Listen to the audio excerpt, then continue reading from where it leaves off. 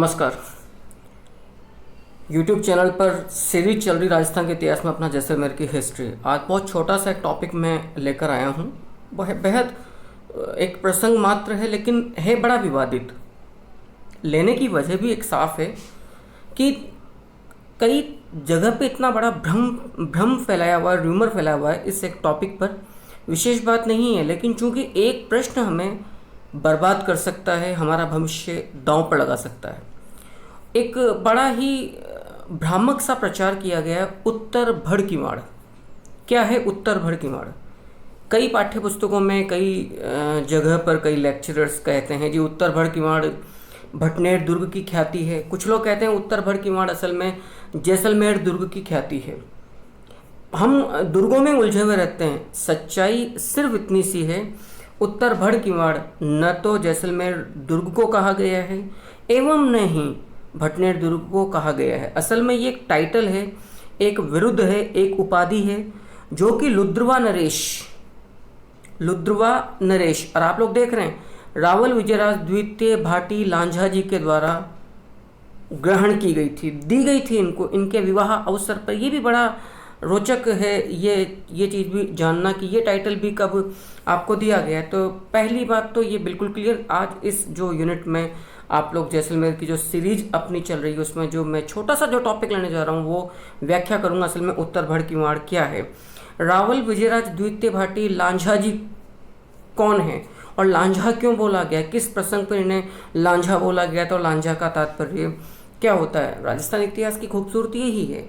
राजस्थान इतिहास का ताना बाना इतनी रोमानियत और रोमांचक शौर्यपूर्ण प्रसंगों कहानियों से भरा पड़ा है कि आदमी बरबस अपना ध्यान वहाँ से हटा ही नहीं सकता। तो let me clear one thing that Uttar Bhadkiwad is a title. यह टाइटल एक शासक का है, लुद्रवा नरेश रावल विजयराज द्वितीय भाटी का। पहली बात तो हाँ। दूसरी बात ये कि इसको दुर्ग किससे संबंधित क्यों बोलते हैं, उसकी वजह हम थोड़ा सा एक्सप्लोर करेंगे इसको थोड़ा सा बाद में। इस बात को हम थोड़ा विस्तार देंगे। पहली बात तो जो हमने कहा कि उत्तर भड़कीवाड़ असल में क्या है, इसका तात्पर्य होता है उत्तरी सीमा का प्रहरी। आप लोग जानते हैं, यदि हम राजस्थान की बात करें तो आप इस बात को समझोगे बहुत अच्छे से। यदि सामान्य सी राजस्थान की अपन यदि बात करें तो आप लोगों को मालूम है कि राजस्थान का जो नक्शा है भारतीय इतिहास में, थोड़ा सा मैं इसको ले दूं तो आप लोग बेहतर अच्छे ढंग से समझ जाओगे। ये अपना भारत हिंदुस्तान फाइन, और ये आपका गुजरात, और यहाँ पर अब मैं थोड़ा इंक चेंज कर लेता हूँ। ये अपना है यहाँ पर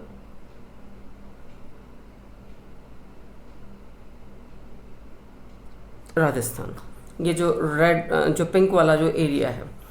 अब इस राजस्थान की बात की जाए कि इसकी टेरिटरी असल में कहाँ आ रही है, तो आप लोग देखिएगा, यदि इस सीमा की बात की जाए तो ये तो है अपना ईस्टर्न एरिया, ये है वेस्टर्न एरिया, ये है अपना नॉर्दर्न एरिया और ये है साउदर्न दक्षिणी एरिया। तो राजस्थान जो टिक रहा है वो उत्तर पश्चिमी सीमांत यानी कि वेस्टर्न और जो नॉर्दर्न एरिया यानी कि उत्तर पश्चिमी सीमांत पर आकर ये ठहरता है। अब यदि इसकी भी बात की जाए, इसके अंदर भी पर्टिकुलर बात की जाए, तो आपका जो जैसलमेर वाला एरिया है वो ये वाला एरिया है। बेसिकली ये आप थोड़ा सा मिटा दीजिए इसको, ये ब्लू वाला एरिया अपना राजस्थान वाला एरिया है। और इसके यदि इस हिस्से की बात की जाए कि अपने इस हिस्से की, तो ये वाला जो हिस्सा है ये पूरा का पूरा आप जानते हैं ये रेगिस्तानी एरिया जो उस ज़माने में आगे पंजाब और अफ़गानिस्तान को खुलता था। चूँकि भाटियों का जो शासन था, हम शुरू से इस बात को पढ़ते आ रहे हैं, भाटियों का शासन इस वाले टॉप एंड से, इस वाले एंड से लेकर ये जो जैसलमेर वाला एरिया पूरी की पूरी सीमा आबद्ध थी किसके द्वारा, भाटियों के द्वारा। तो उत्तरी सीमा से लेकर राजस्थान का जो पश्चिमी जो एंड है जहाँ जैसलमेर टिकता है, ये पूरी तौर पर लामबंद थी, आबद्ध थी भाटी यदुवंशियों के द्वारा। चूँकि इनकी परमिशन के बिना कोई भी आक्रमणकारी जो पंजाब से हिंदुस्तान में आने का साहस जुटाएगा, पहली बात तो या तो आपको आना पड़ेगा अरब सागर से, जो बड़ा टफ टास्क था, या फिर आप आओगे रेगिस्तान से, जो कि लगभग नामुमकिन सी बात है। तो जो फिर जो उत्तर पश्चिमी सीमांत में हिंदू कुश पर्वत श्रृंखला या उसके और पल्ली तरफ आप झेलम, चेनाब, जो सब सेंधो प्रदेश है, वहाँ पर जो 5 दर्रे हैं, खैबर, टोची, गोमाल, बोलन आदि, उनसे आप उन पासेस से आप अंदर प्रवेश करोगे तो आपको सामना कुल मिलाकर वही जो पूरे पंजाब में जो एरिया में जो शासन था भाटियों का, जैसलमेर और ऊपर भटनेर। और आप तो ये भी जानते हो कि भारत पर जो सर्वाधिक आक्रमण हुए हैं, उन सर्वाधिक आक्रमणों को यदि किसी दुर्ग ने झेला है तो वो असल में भटनेर दुर्ग है। और यदि राजस्थान में आप भारत के संदर्भ में तो भटनेर है, और राजस्थान में यदि आप इधर से एंटर करते हो तो फिर आपको जैसलमेर का सामना करना पड़ता है। इसीलिए इनके लिए ये कहा गया है कि यदि ये पंक्ति मजबूत रही है, जैसलमेर से लेकर भटनेर तक की जो पंक्ति, या आगे दीपालपुर, मुल्तान, सिंध, जो पंजाब वाला एरिया है, ये वाला एरिया, यदि ये सुरक्षा पंक्ति मजबूत रही है तो कोई भी विदेशी आक्रमणकारी फॉरेन इन्वेडर राजस्थान और भारत में प्रविष्ट नहीं हो सकता है। तो मुद्दे की बात ये कि इस पंक्ति पर, जो कि आपकी एक तरह की प्राकृतिक वैज्ञानिक सीमा भी है, इस पर ज़्यादा फोकस आपको करना था, इसको बहुत ज़्यादा आपको मजबूत बनाकर रखना था। ये असल में उत्तरी सीमा के प्रहरी थे, ये असल में भारत का उत्तरी दरवाज़ा था जिसकी सुरक्षा चाक चौबंद होनी चाहिए। और इत्तेफाक से यहाँ पर जिन लोगों का शासन रहा है, कहा भी गया है मथुरा, काशी, प्रागवाड़, गजनी, अरु, भटनेर, आप लोगों को मालूम है, बहुत अच्छे से इस बात को आप लोग देख चुके हैं कि मथुरा काशी से भाटियों का मामला हुआ था, गजनी, बल्ख प्रदेश, फिर ये लोग तन्नोट, भटनेर, आप क्या बोलते हैं, लुद्रवा और जैसलमेर तक ये लोग फिर कालांतर में आए भी हैं। और फाइनली इनका जो कैपिटल था वो जैसलमेर में स्थापित हुआ था। इसलिए इनका जो विरुद्ध था वो था उत्तरी भड़ किवाड़ या उत्तरी सीमा परेड। लेकिन ये जो टाइटल है, ये जिस शासक के द्वारा हासिल किया गया था, इनको दिया गया था, वो लुद्रवा नरेश रावल विजयराज द्वितीय भाटी जिन्हें की लांझा के नाम से पुकारा गया है, वो थे। अब हम थोड़ा सा इसको और विस्तार से देखते हैं कि असल में रावल विजयराज द्वितीय भाटी है कौन और इनकी कहानी हमारे सामने क्या आती है। पहली बात तो जो रावल विजयराज द्वितीय जो भाटी हैं, ये लुद्रवा के शासक हैं। पहली बात तो इनकी राजधानी लुद्रवा थी। इनका शासनकाल था 1122 से लेकर 47 ईस्वी। असल में भाटियों की जो राजधानी थी, हमने देखा था, वो राजधानी सबसे पहले भटनेर के बाद ये लोग आए तन्नोट के बाद ये लोग आए लोद्रवा, फिर लोद्रवा से फाइनली ये लोग आए थे 1155-56 में जैसलमेर। मतलब 55 में स्थापना हो गई थी, लेकिन फिर 1162 के आसपास फिर ये ट्रांसफ़र हुए थे जैसलमेर। फाइन। तो यदि अपन जो बात कर रहे थे कि जो रावल विजयराज द्वितीय भाटी जो हैं, जिनका एक टाइटल हमें, उपनाम हमें मिलता है लांझा का मतलब होता है शौकीन। लांझा का मतलब होता है ऐसा व्यक्ति जिसको अच्छी वस्तुओं की हमेशा चाहत रहती है। मालवा या धार की जनता ने प्रसन्न होकर इन्हें इनकी अभिरुचि से लांझा नाम दिया था। किस अवसर पर क्यों दिया था, थोड़ा सा वेट करिए, इसी एपिसोड में हम आगे आते हैं। तो रावल विजयराज द्वितीय भाटी जहाँ के शासक थे वो राजधानी थी लोद्रवा। अच्छा, आपके जो पिता का नाम था वो था रावल दूसा जी, ये भी याद रखिएगा। और आपका जो शासनकाल था वो था 1122 से लेकर 47 तक। आपकी जो पॉपुलैरिटी थी, जो प्रसिद्धि थी, वो थी लांझा। जबकि जो आपकी उपाधि थी वो थी उत्तर भड़ किवाड़ या उत्तरी सीमा के प्रहरी, अथवा उत्तर के प्रवेश द्वार के रोधक भाटी। या आपकी सास ने जब आपकी का सांस्कृतिक पारंपरिक जब स्वागत कर रही थी तो दही का तिलक लगाते हुए आबू की महारानी और आपकी सासू माँ ने कहा था, उत्तर दिशी भड़ किवाड़ हुई। जिस समय तिलक हो रहा था माथे पर, उसी समय दामाद को उन्होंने वो विरुद्ध याद दिलाया कि आपको मालूम है आप हैं कौन, उत्तर दिशी भड़ किवाड़ हुई। आपको सुनकर आश्चर्य होगा, उसी समय फिर जब ये बात आई कि उत्तर दिशी भड़ किवाड़ हुई, फिर प्रसन्न होकर उन्होंने संबोधन करते हुए, चरण स्पर्श करते अपनी सासू माँ को कहा, खम्मा घड़ी, जैसी आपकी इच्छा, आप जैसा चाहोगी वैसा ही होगा, और मैं अपनी जान दे दूंगा, शीश कटा दूंगा, लेकिन हिंदुस्तान का शीश झुकने नहीं दूंगा। सासू माँ को वहाँ पर आपने अपनी सास को वहाँ पर वचन दिया था। देखते हैं, बड़ा रोचक सा प्रसंग है। एक छोटी सी बात जो मैं यहाँ पर लेना थोड़ा सा उचित समझता हूँ, मुझे ज़रूरी भी उसको, मेरे को वो चीज़ नज़र आ रही है। असल में ये क्या है, जो मैंने कहा कि रावल दूसा जी, देखिएगा, रावल दूसा जी शासक थे कहाँ के, ये रावल दूसा जी शासक थे लुद्रवा के।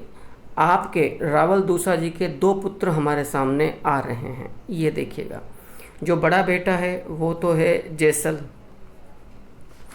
जो बड़ा बेटा है यानी कि जो युवराज है, जो उत्तराधिकारी, वो तो है जैसल, और जो छोटा बेटा है वो है असल में विजयराज।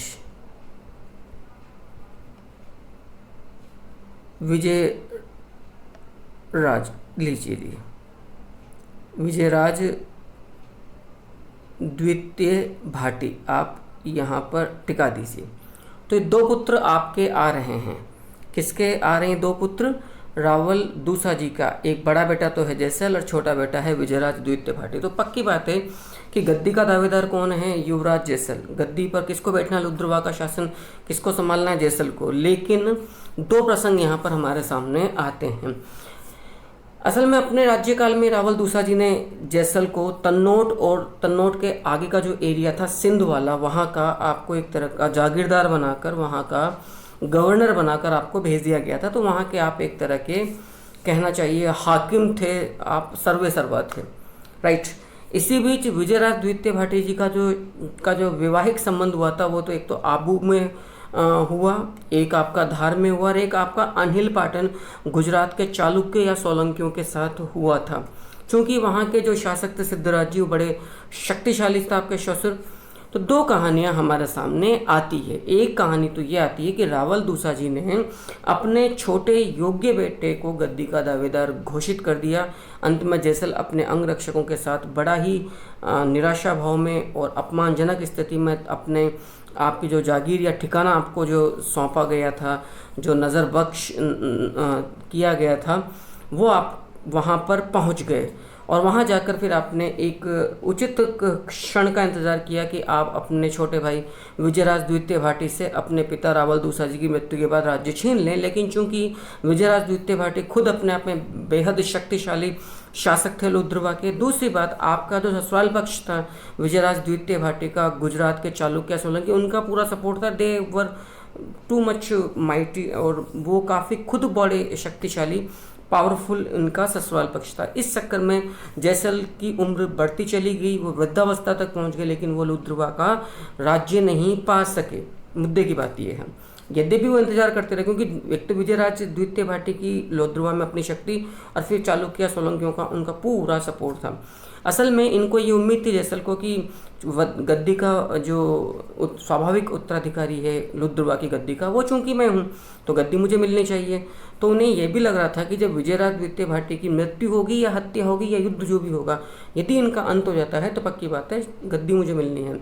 लेकिन जब विजयराज द्वितीय भाटी ने अपना उत्तराधिकारी अपने पुत्र भोज को बनाया, तो पक्की बात है कि विजयराज द्वितीय भाटी के उत्तराधिकारी आपके पुत्र रावल भोजदेव आए। तो जैसल के लिए कुठाराघात हुआ। जैसल इस बात को पचा नहीं पा रहे थे और अपमान की अग्नि में जल रहे, वृद्धावस्था तक पहुंचते हुए जैसल ने फिर, याद रखिएगा, घोर के जो सुल्तान थे, अब कुछ इतिहासकार कहते हैं कि उस सुल्तान का नाम है मुइजुद्दीन मोहम्मद बिन शाम शिहाबुद्दीन मोहम्मद गोरी, और कुछ इतिहासकार कहते हैं कि नहीं, उस समय घोर का शासक था सुल्तान बहराम शाह। उससे आपने लुद्रवा की गद्दी पाने के लिए सहायता करी, सैनिक सहायता की आपने गुहार लगाई।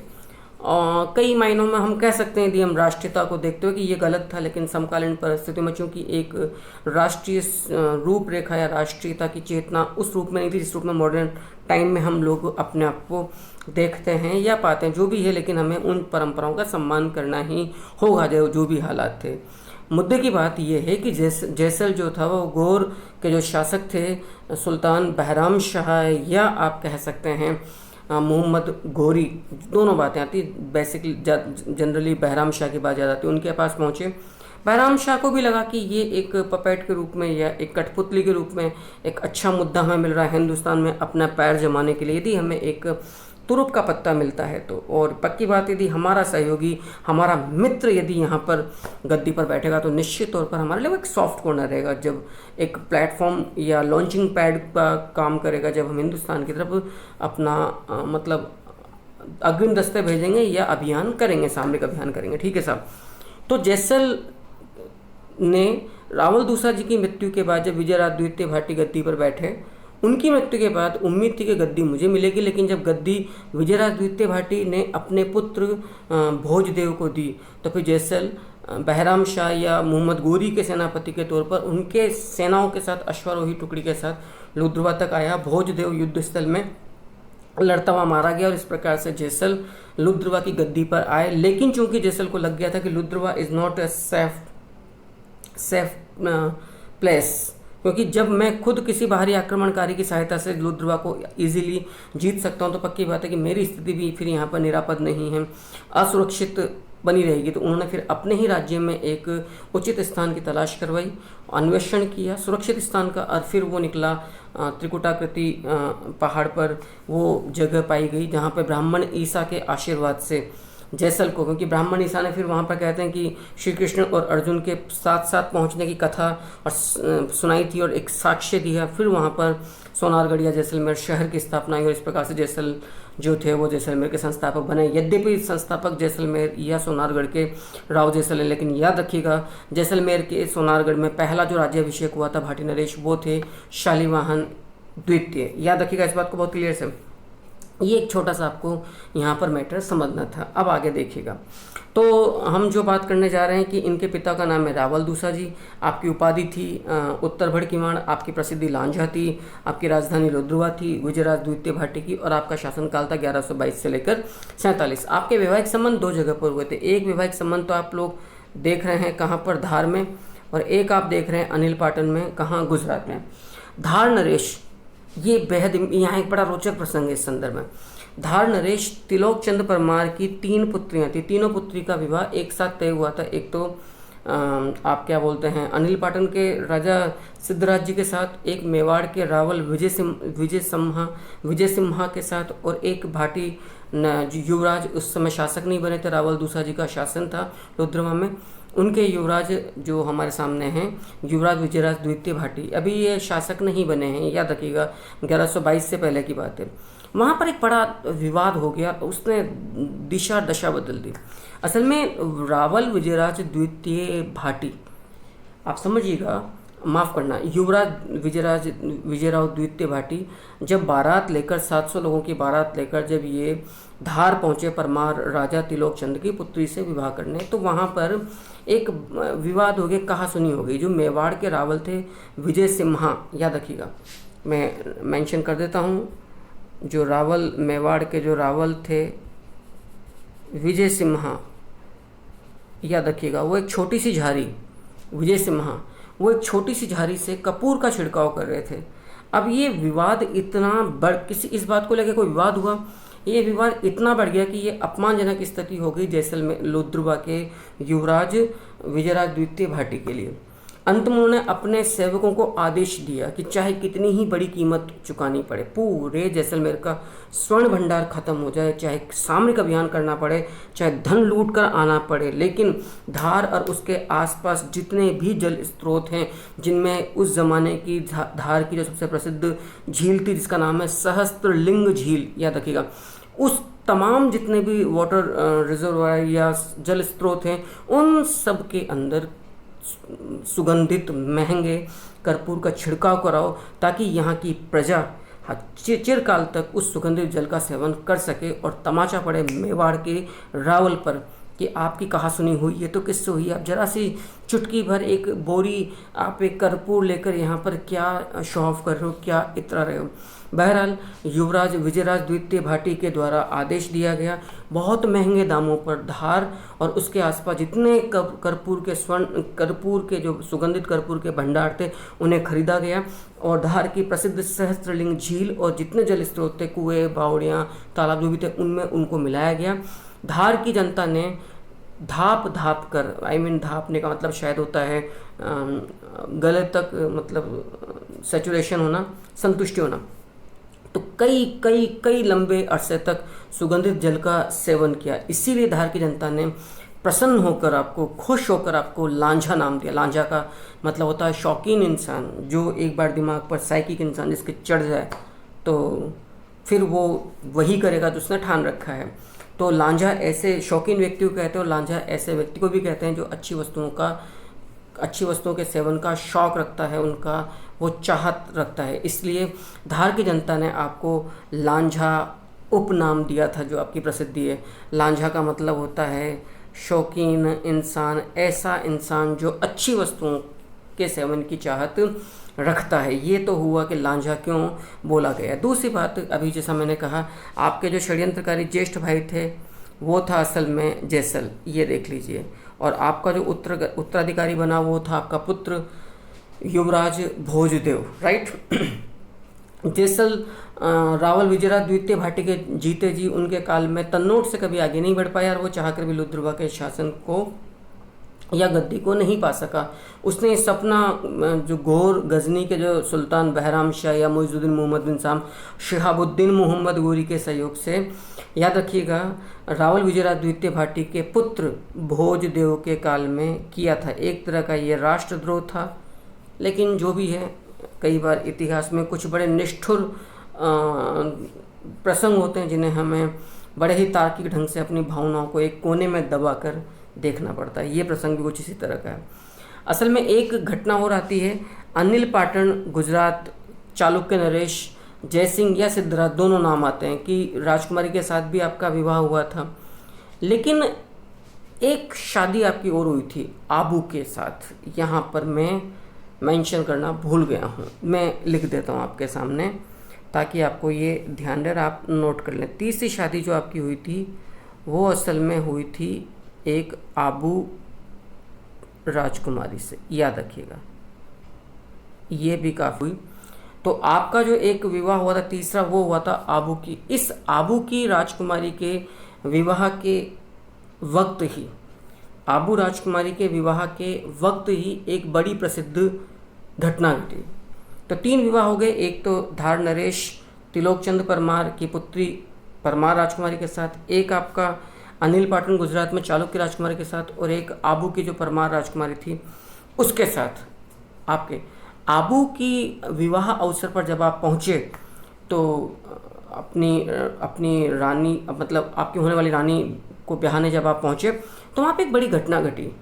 गुजरात, उत्तर पश्चिम राजस्थान के जितने भी छोटे मोटे जो इलाके थे, राजा थे, मालवा के जो राजा थे, उन सब ने एकत्रित होकर एक योजना के तहत दूल्हे रावल विजयराज द्वितीय भाटी लांझा जी को एक उपाधि से नवाजा, क्योंकि इस ज़माने में सिंध, मुल्तान या उत्तर पश्चिमी सीमांत की तरफ से मुस्लिम तुर्की आक्रमणकारियों का भय सीमावर्ती, न केवल सीमावर्ती प्रदेशों के राजाओं को बल्कि हिंदुस्तान के अंदर तक के राजाओं को भयाक्रांत किया हुआ था, जिनमें गुजरात, मालवा और जो पूर्वी या दक्षिणी जो राजस्थानी जो राजा थे वो लोग भी, जो कि दूर दराज के थे, वो लोग भी शामिल थे।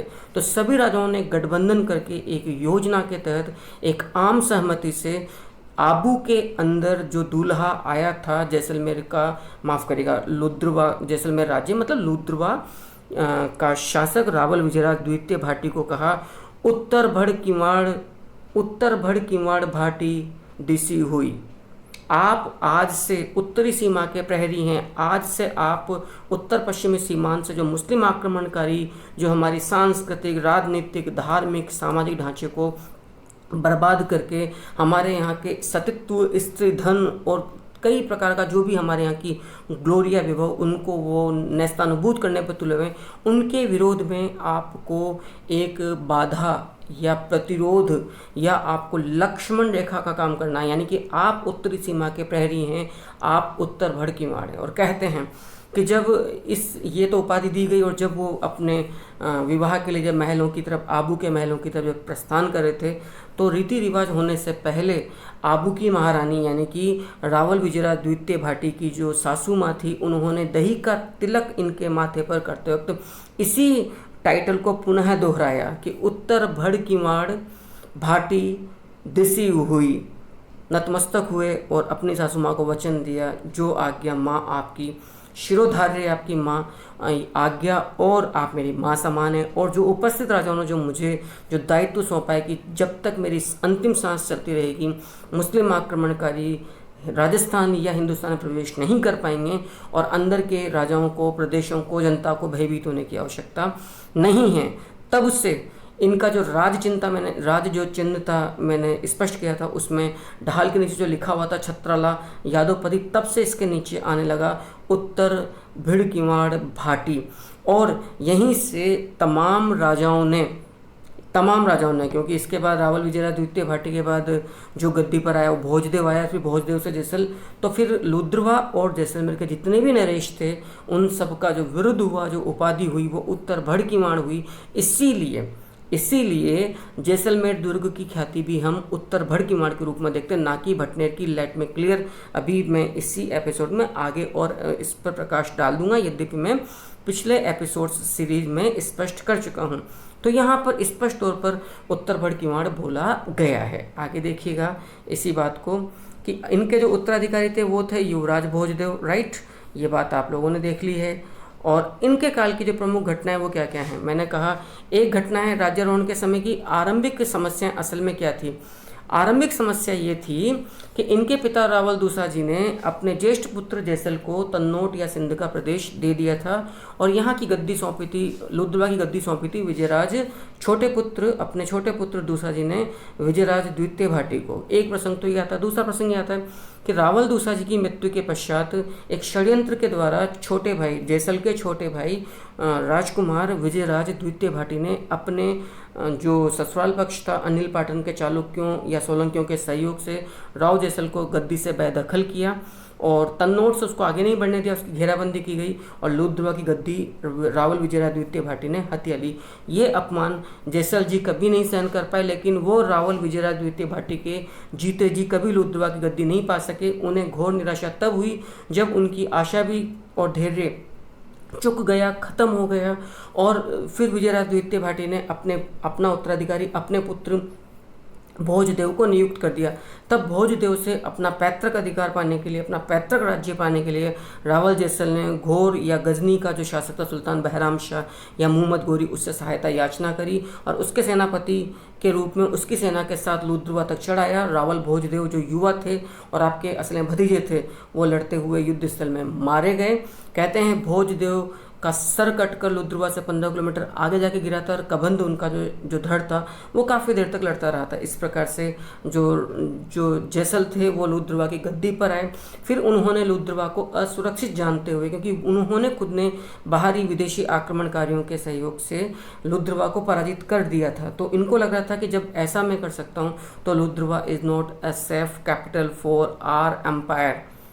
तो फिर ये लोग फिर यहाँ से जैसलमेर की स्थापना उन्होंने खोज करी और फिर जैसलमेर शहर और वसोनारगढ़ की स्थापना की गई। ये असल में पूरी तौर पर ये आपके सामने चीज़ आती है, ये देखिएगा, राइट।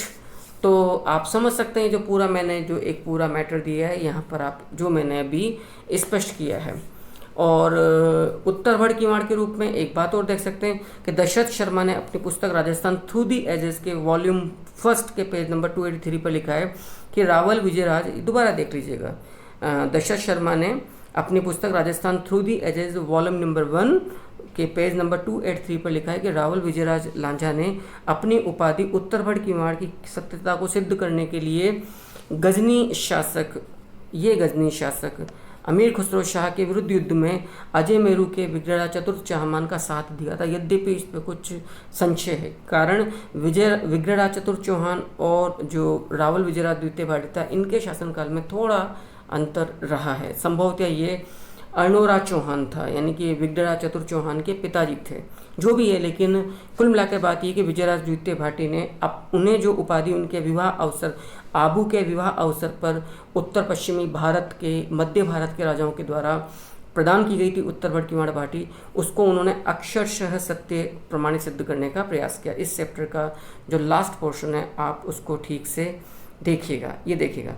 यदि प्रश्न आ जाता है कि ये तो प्रश्न अब तक आपको क्लियर हो गया है कि उत्तर भड़कीमाड़ की ख्याति किस शासक ने, लुद्रवा शासक रावल विजयराज द्वितीय भाटी को उनके आबू विवाह अवसर पर वहां पर उपस्थित उत्तर पश्चिमी भारत एवं मध्य भारत के राजाओं द्वारा प्रदान की गई थी। ये बात तो क्लियर हो गई है। असल में उत्तर भड़कीमाड़ की ख्याति प्राप्त दुर्ग, अब तक ये बहुत क्लियर सा हो चुका है, हम सोनारगढ़ को कहेंगे, क्योंकि लुद्रवा के बाद जो राजधानी आई है वो जैसलमेर आई है। भटनेर तो बहुत पहले छूट गया, भाटी भटनेर से तन्नोट आ गए, तन्नोट से लुद्रवा आ गए और लुद्रवा से फिर जैसलमेर गए हैं। अच्छा, जो आपकी एक पुस्तक है राजस्थान हिंदी ग्रंथ अकादमी की, डॉक्टर राघेंद्र मनोहर की पुस्तक है राजस्थान के प्रमुख दुर्ग, इसमें प्रश्न संख्या 35 में अध्याय 6 जैसलमेर दुर्ग में क्या लिखा हुआ है कि यह जैसलमेर दुर्ग सदा से उत्तर सीमा का प्रहरी रहा है तथा उत्तर भड़ किवाड़ का यशस्वी विरुद्ध धारण करने वाली भाटी राजपूतों के शौर्य और बलिदान का भी प्रतीक रहा है। ये पुस्तक राजस्थान हिंदी ग्रंथ अकादमी की पुस्तक है, जो 2007 की पुस्तक है, और अध्याय 6 में इस बात का उल्लेख है। इससे भी स्पष्ट हो रहा है कि उत्तर भड़ किवाड़ की ख्याति यदि आएगी तो शासक के रूप में तो रावल विजयराज द्वितीय भाटी लांझा जी आएगा और दुर्ग के रूप में जैसलमेर आएगा। मैंने विद पेज नंबर ऑथेंटिसिटी और प्रामाणिकता का विशेष ख्याल रखते हो कि यहाँ पर स्पष्ट किया है। और यदि आप बहुत स्पष्ट तौर पर देखें तो एक जो उस ज़माने की एक जो बड़ी प्रसिद्ध लोकोक्ति है वो भी आप लोग समझ सकते हैं कि इस लोकोक्ति के अंदर भी निश्चित तौर पर उत्तर भड़ किवाड़ की जो ख्याति दी गई है वो दी गई जैसलमेर को। कहा गया है गढ़ दिल्ली गढ़ आगरो, आप देखिएगा, गढ़ दिल्ली गढ़ आगरो अदगढ़ बीकानेर, गढ़ दिल्ली गढ़ आगरो अदगढ़ बीकानेर, भलो चिणायो भाटियाँ, देखिएगा भलो चिणायो भाटियाँ, सिरे तो जैसलमेर, गढ़ दिल्ली गढ़ आगरा अदगढ़ बीकानेर, भलो चिणायो भाटियाँ, सिरे तो जैसलमेर, भड़ किवाड़ उत्तराधरा। क्लियर देख लीजिए, भड़ किवाड़ उत्तराधरा जो उत्तरी सीमा का प्रहरी किवाड़ है, भड़ किवाड़ उत्तराधरा, भाटी झालन भार, वचन राखो ब्रिजराज राज समहर बाधो सार।